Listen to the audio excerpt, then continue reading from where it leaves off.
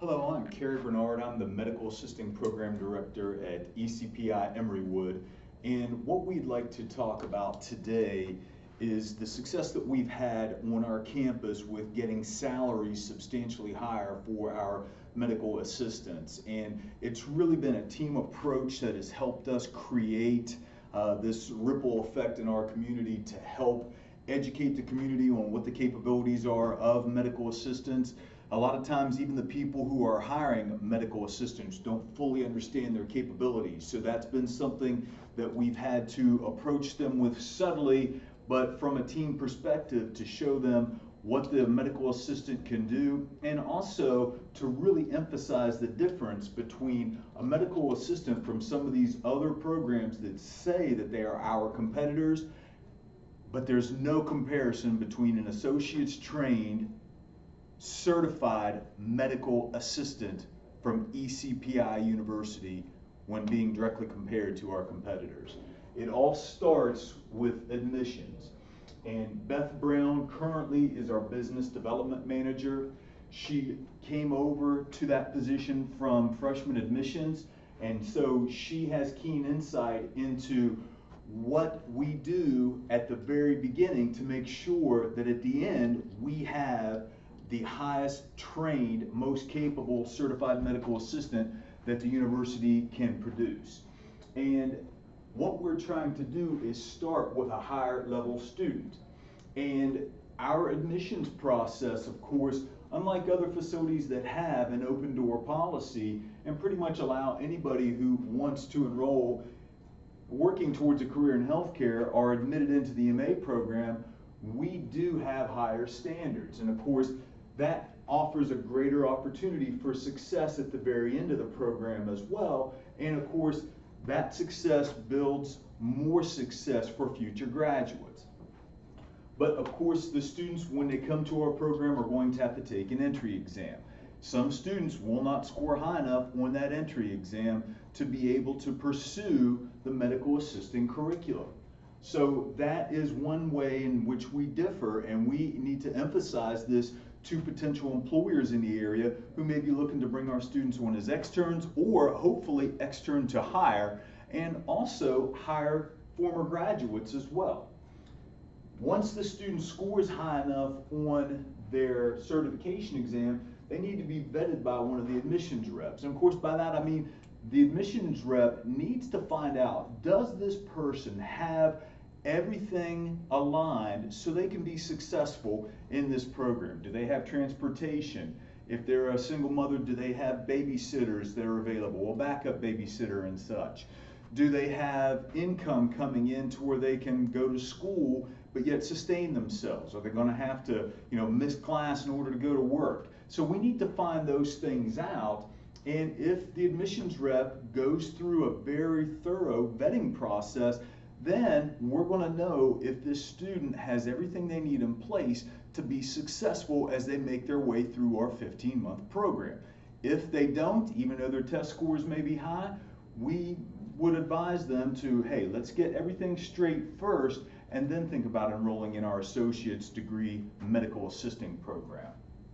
But again, starting with a higher level student, making sure that they pass the entry exam, which shows they had the foundation knowledge to have a high enough ceiling of overall scholastic aptitude to be able to adapt to the curriculum that we are teaching them. And then of course, going through a thorough vetting process to make sure that the student has everything that they need to be successful, that there's nothing from their background that's going to present a challenge and keep them from making their way through the curriculum. Then of course we get into the medical curriculum itself. And our medical curriculum, our medical assisting curriculum needs to be taught to many of the employers in the area. Again, a lot of facilities will simply view a medical assistant as a medical assistant. But at our advisory board meetings, I've had the opportunity to educate employers and tell them, look, there is a tremendous difference between our associates trained certified medical assistant when in comparison to some of the other facilities in the area that say they have a medical assisting program. And when facilities hear that our students are going to walk out of here with an associate's degree, automatically they know that their ceiling is going to be higher. Their ceiling for comprehending future educational opportunities that would be offered by the employer, their ability to take on more responsibilities, demonstrate a higher skill set and a higher level of professionalism. So that too carries a lot of weight, and it's up to us as a team to educate our employers, educate those who may be bringing our students on as externs, and get them to see the difference between an associate's trained certified medical assistant from ECPI University in comparison to some of these other programs. So we need to also emphasize the fact that we have the highest level of accreditation of any of our competitors. Okay, the university system-wide, of course, is SACS accredited, and I try to inform employers and externship sites that that is the same accrediting organization that would accredit JMU or VCU or the University of Virginia. SACS, of course, that would carry a lot of weight to an employer, that they would understand that university-wide we have that level of accreditation. And then, of course, we back that up with our program-specific accreditation of ABHES, the Accrediting Bureau of Health Education Schools, recognized by the Department of Education. That too carries a lot of weight. And then we emphasize also that only students with ABHES or KHEP accreditation can sit to become a certified medical assistant. There are some other certifications in the field, but the certified medical assistant is the gold standard because only students who graduate from a recognized program, again, they have to come from an ABHES or KHEP accredited institution, they are the only ones who can sit for the CMA. Okay, and so we need to emphasize to our employers that we offer our students the opportunity to achieve the highest certification in that field. And we all know that to meet meaningful use criteria, we have to have a certified medical assistant. And we also need to educate employers and students when they first enter into the program. If you hear of medical assistants claiming that they cannot find a position or their position's only paying $10 and $12 an hour, it's probably because they went to the wrong institution for their medical assisting credential. Okay, our students, we have students now starting at $17 an hour in our area, and it's because they have worked their way through a SACS accredited, ABHES accredited program and earned the most prestigious credential in the field, and that opens up doors that other facility students, they just don't have those doors being open for them. And so we need to emphasize that to our employers, that our level of accreditation gives our students an advantage over other facilities claiming to have a medical assisting program. And so our curriculum is largely certification based. The certified phlebotomy technician is one of the stalwarts of the medical assisting program. We try to get to that very early in our curriculum as quickly as possible to keep that fire burning in our medical assistants. We don't want to have them get bogged down with nothing but lecture courses at the very beginning of their curriculum, and then they kind of forget why they wanted to get into healthcare, and then we lose them. We see attrition occur. But if we can get them into the phlebotomy course as quickly as possible, then help them to sit for their CPT and earn that credential, then we emphasize to them utilizing the CPT to get a position in the healthcare field. And when you make your way through the program and earn your associate's degree and earn your programmatic degree, then you can command more on the open market versus somebody who went strictly through school and maybe worked, but the field that they worked in was not a healthcare related field. So if a student could get a position at Octapharma Plasma, or if they could get a position at the American Red Cross or Virginia Blood Services, that would definitely increase their experience, giving them a much higher opportunity for employment and salary when they graduate with their associate's degree and earn their certified medical assisting credential. Okay, the same with the CET. Okay, when they go through the EKG program, we emphasize them the need to sit for the CET. Once they've earned that credential, we try to get them to apply and then earn a position as an EKG tech or a monitor tech in a hospital. electronic health records, certified billing and coding specialist. There may not be the opportunities for them to work with those credentials as standalone credentials as maybe the CPT and the CET, but nevertheless, we try to get those first two certifications under their belt so that way they could potentially be working in the field, building up their experience in healthcare, and then again, building upon that for their career from graduation forward. The electronic health records and the CBCS, they may not allow the student to get a position just on those standalone merit of that credential, but nevertheless, it does offer even more a display of their expertise, a demonstration of their expertise when it's coupled with the other certifications. They'd be able to fit into a facility that used electronic health records with knowledge of electronic health records. They would be able to understand the process involved in billing if they worked for a laboratory company like LabCorp and had to bill for the services provided in the different tests which were run. So again, our curriculum is certification based, and we emphasize to our employers that our students can ultimately sit for the highest certification in the field. Now, in the Metro Richmond area, the Certified Clinical Medical Assistant credential is a credential which carries weight, and we try to make sure that in 286, our students earn that CCMA. We've had a lot of facilities really open their eyes when we tell them we are sending you a student who already has a nationally recognized programmatic certification in the field, because that does meet meaningful use criteria. Virginia Commonwealth University Health Systems recognizes the CCMA, and because VCU recognizes it, other facilities in the area also recognize the CCMA. I'm fully aware that in some areas it may be the RMA, which is the secondary certification that's recognized, for example in the Tidewater area, or even in Charlottesville. And if that were the case, then we would make sure that we had a student that before they graduated and went on to their externship, that they had a nationally recognized certification. Because being certified while on your externship opens the door for employment when you go through your externship. And we'll get to that in a minute, because our goal is to only send students to externship to hire opportunities. And we'll get to that in just a minute.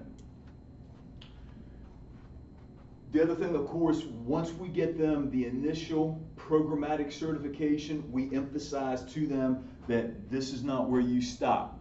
Okay, the RMA, the CCMA, they are the silver medal. Okay, you need to obtain the CMA.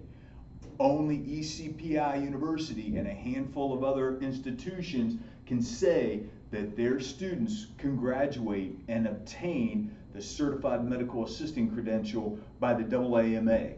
And we need to make sure that we emphasize to students that that is part of getting the most out of your time at ECPI University, taking full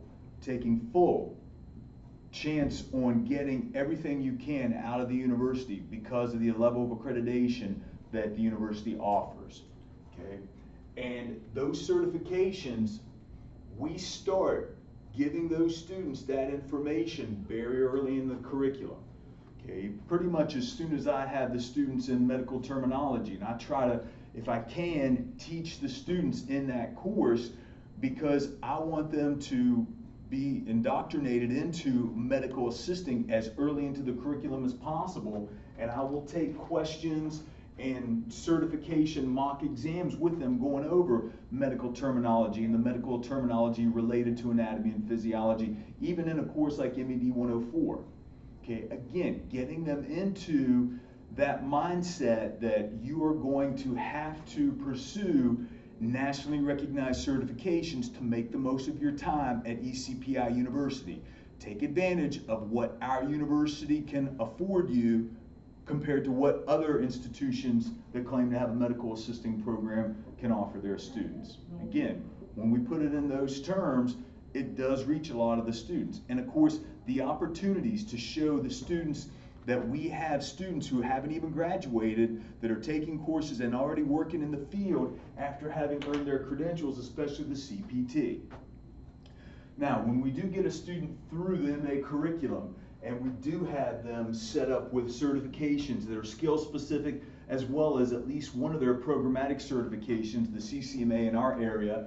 Then of course, we go to career services, and that's where Byron Braxton comes into play on our campus.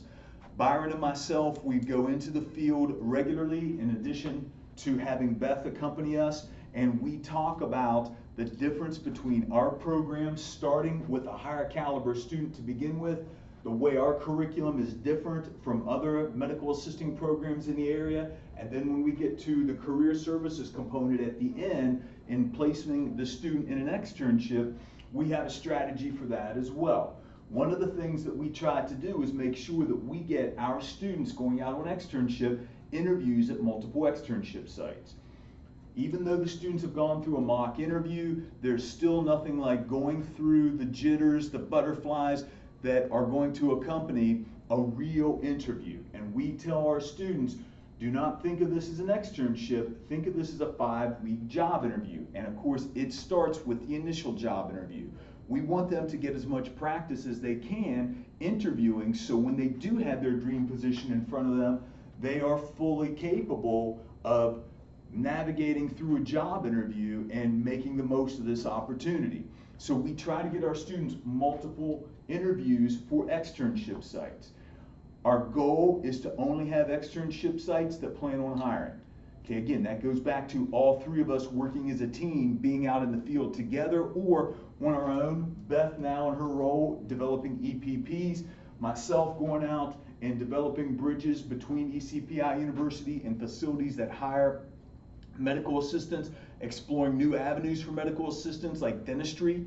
They're now starting to hire medical assistants as well. So finding opportunities for our students, and of course Byron Braxton from Career Services going out into the field and doing the same thing. And then if the opportunity affords itself, we all present why our students are better medical assistants in the end due to what ECPI University affords them.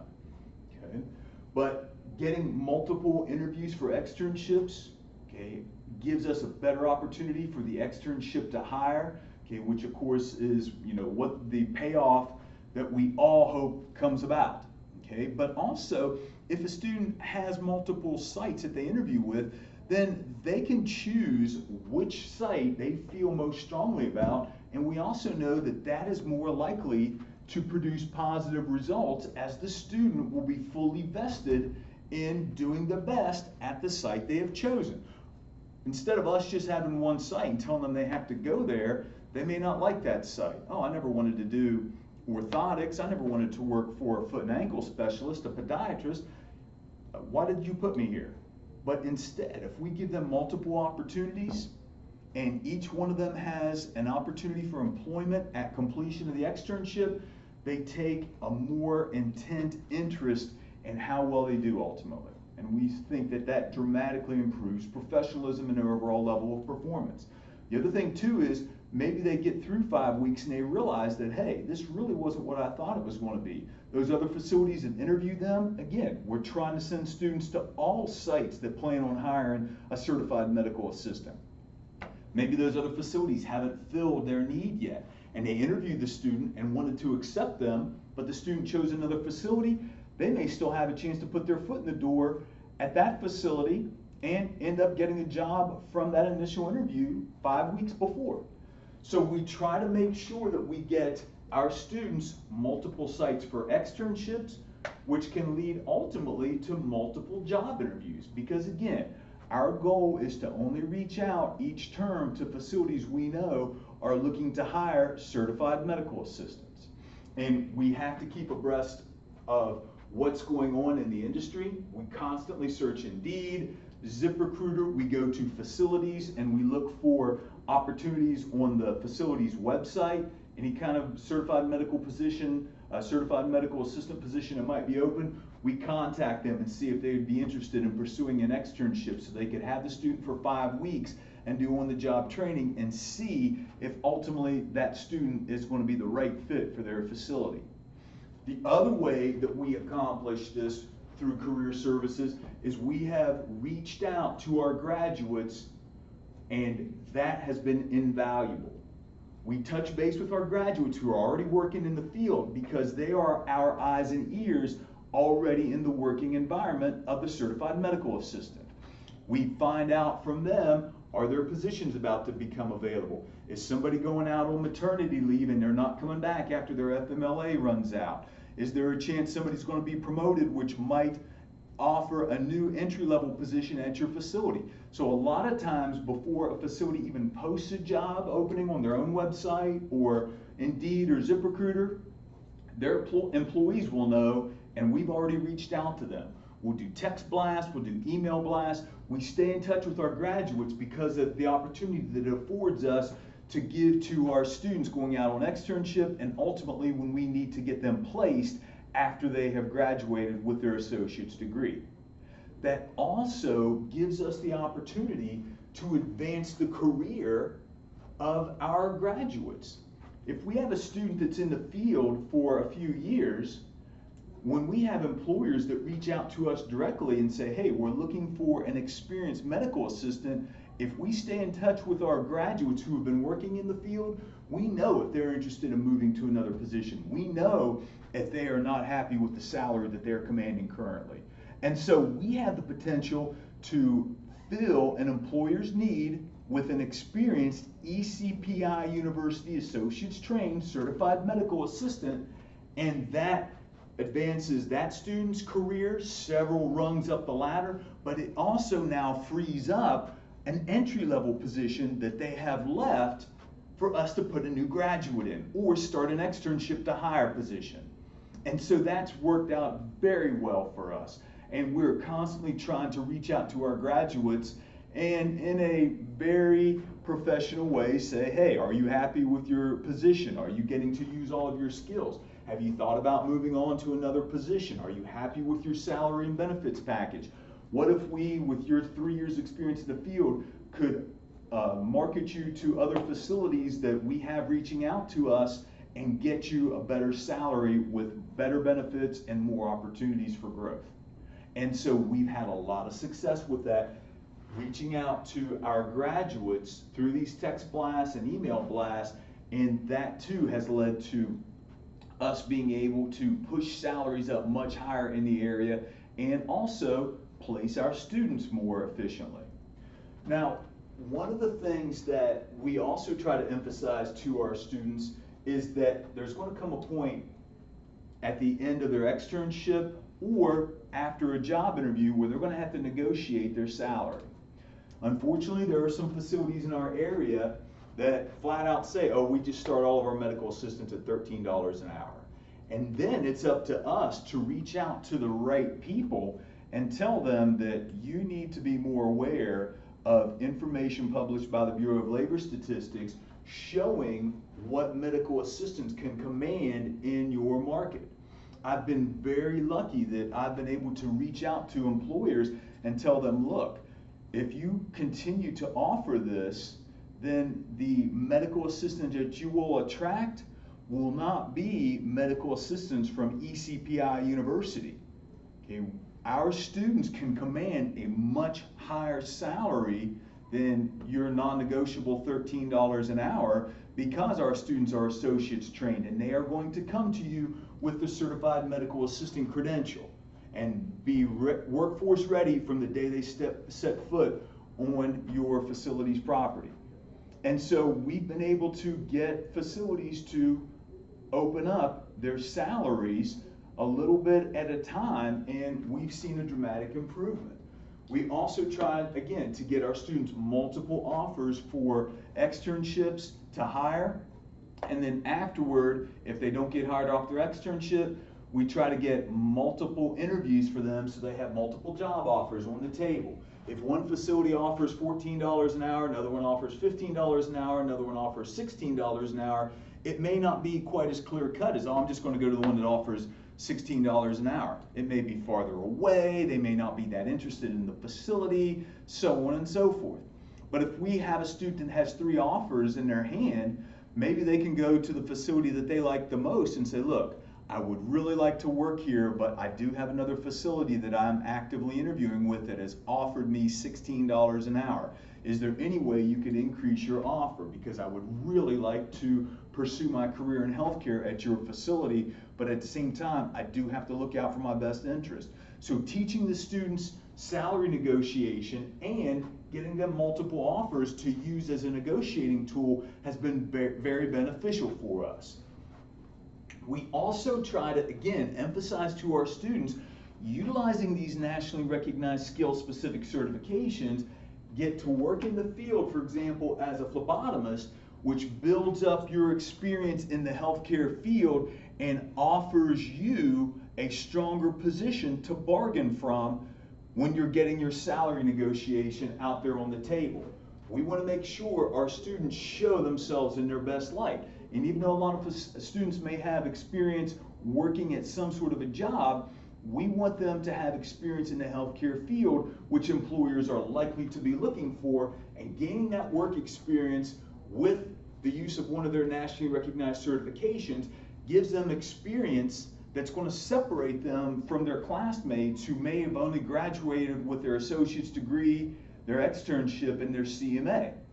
Okay, if they have the experience of having worked as a phlebotomist for the last 8 or 9 months after they earn that credential by passing the phlebotomy course, MED 158, and then earning that CPT, that definitely sets them apart from their classmates. We've seen that a few months of employment in the field makes a tremendous difference in an employer's outlook on a student. It gives them a much greater ability to understand their capabilities and what they can do for that facility. And so we've definitely taken advantage of working together from the admissions process through curriculum all the way to the end at career services to make the most of our students' 15 months while they're enrolled at our program at Emorywood. Now, I try to educate our students, I try to educate the employers, and I try to educate our graduates who are working on the field about salary compression. You know, a lot of students think that an employer is just going to bulk up their salary, you know, every 3 months, every 6 months, or whatever the case may be, and they're ultimately going to go from starting at $13 an hour to working and making $20 an hour, let's say. Well, salary compression pretty much is going to negate that opportunity. If we do have a student that, say, 5 years ago started at $13 an hour, I know from having worked in the hospital, generally speaking, our raises across the hospital were about 2 to 4%. So if we took a 3% raise, at the end of the first year, the students got their entry-level salary. The next year they would go into making $13.39, representing a 3% increase. Going into their third year, they'd make $13.79, again with a 3% raise. Going into their fourth year, making $14.20 after their 3% raise. And then after 5 years, they would have 5 years experience. They would have earned a lot of additional skills throughout that time, but yet they might only be making $14.63 an hour, whereas we have new graduates now going out into the field starting at $17 an hour. And again, the employer is definitely not going to give them a market rate conversion raise under most circumstances. And so we try to educate our graduates and again help them make choices that could get them up the ladder several rungs in terms of increasing their salary and benefits, but that also helps drive up medical assisting salaries in general, and even entry-level salaries are increasing because of that. In the Metro Richmond area, medical assistants in the 90th percentile, again, these are going to be experienced medical assistants, nevertheless are earning over $39,000 a year now, and that's just salary. That's not including additional benefits. We had one student recently get hired making $18 an hour. She also got $4 shift differential pay, and then for hours that she had to work on Saturdays, it was $33 an hour. Shift differential pay plus time and a half. So ultimately, we are seeing salaries go up for medical assistants. More and more facilities are using certified medical assistants, and so that means the demand is there. We see a lot of facilities outside of the hospitals offering better salaries than the hospitals. They know that the most experienced medical assistants are going to want to flock to the hospitals. And so to keep their best employees or to recruit new employees, they have to offer higher salaries than the hospital, or potentially other benefits like 100% health care that we've seen time and time again, which ends up being about $2.40 more per hour when you add everything up. Okay, so again, we try to make sure that our students are placed in an opportunity where they're going to have the most likely chance of success. Okay, even though working at VCU Health Systems might sound very prestigious on paper, if they have a non-negotiable $13 an hour, and this is what their progression is going to look like over 5 years, I'd much rather send somebody to a facility where they're making $17 or $18 an hour. It may not have the cachet that VCU has, but nevertheless, they're going to be afforded a much higher standard of living, and maybe down the road have a chance to go to a facility like VCU Health Systems and capitalize on their higher starting salary and their new skills that they've obtained from their time in the field.